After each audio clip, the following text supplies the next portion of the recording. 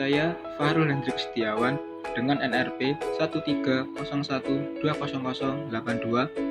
Saya Mevri Kadi Chandra Putra dengan NRP 130120080. Saya Andiko Hadi Antoargowo, NRP 130220340. Saya Cemara, NRP 130220342. Saya Pandito Bimo Pangestu dengan NRP 130220351. Rumusan masalah minicase topik 1 dan 2 yaitu PT Sukses Makmur adalah perusahaan yang bergerak di bidang jasa angkutan barang antar kota dan pulau. Saat ini, perusahaan ini sudah menjangkau mulai dari seluruh Pulau Jawa, Bali, Makassar, dan Lombok. Perusahaan PT Sukses Makmur didirikan oleh Bapak Sugito pada tahun 1990. Perusahaan ini berjalan dengan lancar, dan saat ini memiliki 500 karyawan tetap, serta 5 departemen, yaitu angkutan dan bengkel, sumber daya manusia, keuangan dan akuntansi, serta shipping dan marketing. Pada tahun 2015 lalu, Pak Sugito mulai mengalihkan kepemimpinannya kepada putranya, yaitu Naruto, yang baru saja menyelesaikan S2-nya di Amerika. Pada minggu lalu, Pak Sugito dikejutkan dengan adanya demo dari karyawan.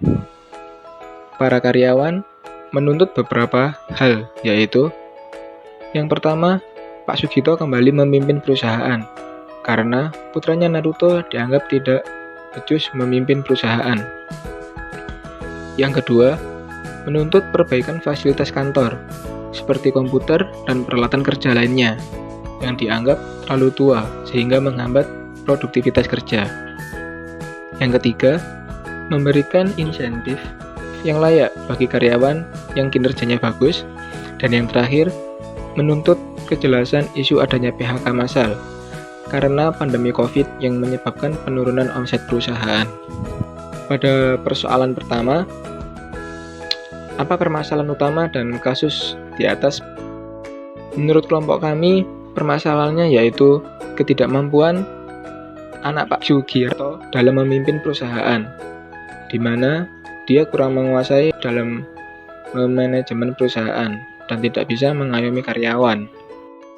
Menurut saudara, apakah tuntutan karyawan terkait poin 2 masuk akal?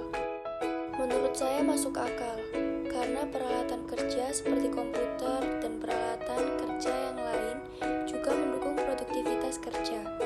Semisal, jika komputernya canggih dan yang bekerja cekatan, maka produktivitas akan meningkat. Tetapi, meskipun karyawannya cekatan, jika peralatan kerja atau komputernya sudah usang, maka produktivitas akan terhambat.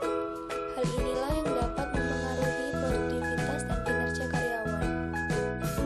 Apakah pemberian insentif yang baik akan meningkatkan kinerja karyawan? Benar sekali. Pemberian insentif pada karyawan yang berprestasi akan meningkatkan kinerja karyawan. Dan ini menjadi rangsangan bagi karyawan lain untuk meningkatkan kerjanya agar produktivitas meningkat. Oke, pertanyaan selanjutnya adalah apakah tepat Pak Sugito menugaskan Pak Ridwan untuk menyampaikan hasil rapat, mengapa dan beri alasan?